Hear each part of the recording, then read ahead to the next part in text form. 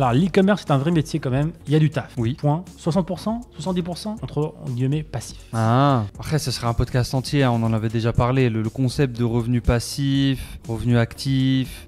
Les revenus passifs, soyons honnêtes, pas vous dire que ça n'existe pas, mais ça n'en est pas loin. Il faut juste définir le mot passif, tout simplement. Non, sans rien faire, sans effort, non, ça n'existe pas. Mais, par exemple, on peut avoir une boutique e-commerce qui fait des ventes où je travaille 1 heure par jour. Pour moi, c'est passif. 1 heure par jour. T'es à un instant Z où c'est passif, mais t'es passé par un instant ABCD où t'as créé ta boutique, t'as bossé. Bien vu dans la vie, c'est sûr que mais y a rien qui va apparaître par magie d'un chapeau. Ça m'intéresse pas, moi je veux être riche demain. Moi. Non.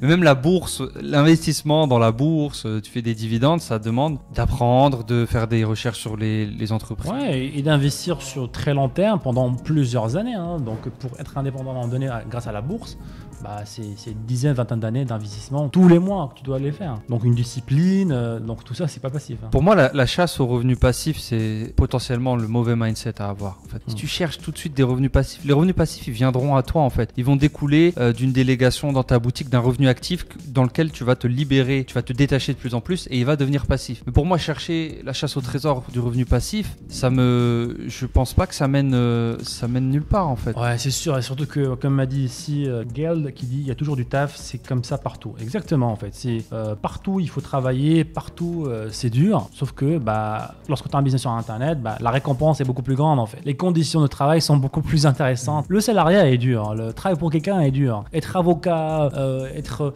ouvrier c'est dur, tout est dur. Non, moi je préfère travailler durement et être récompensé aussi à la hauteur de mon travail, être en Thaïlande, être avec les personnes que je veux et gagner ma vie grâce à ça. Ça me rappelle exactement une citation qui dit, c'est simple, il y a deux choix en fait. Soit tu es inconfortable dans ton boulot et t'as pas de récompense derrière, soit tu te mets inconfortable et tu lances ton propre business avec potentiellement avoir une récompense derrière. Dans tous les cas, tu vas être inconfortable. À toi de choisir où est-ce que ça peut te mener. Et c'est une très bonne réflexion dans ce sens-là. Et surtout que pour clôturer, il faut voir aussi sa propre situation. Aujourd'hui, soyons honnêtes, le moyen de faire 10x, de faire 10 fois ses revenus et de changer sa vie complètement, ça passe par la création de business. Moi, je vois pas d'autres moyens aussi accessibles que créer un business pour potentiellement multiplier ses revenus par 5 ou par 10. Le salariat est le pire moyen de s'enrichir, clairement. C'est vrai que j'avais vu, ça me fait rappeler un livre que j'avais lu il y a pas longtemps là. Et en fait, dans ce livre-là, il disait qu'il y a personne qui est devenu riche par rapport au salariat, en faisant un travail salarial.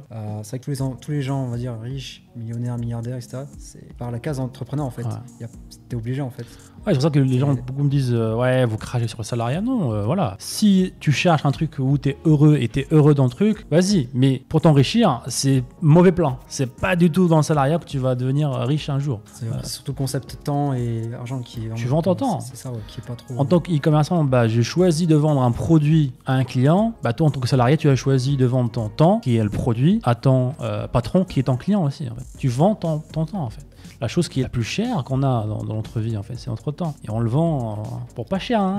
Je l'ai vendu pour quelques dizaines d'euros, mon temps. Si vous avez aimé ce clip, cliquez ici pour voir d'autres clips. Sinon, cliquez ici pour voir l'épisode en entier. Ciao, ciao.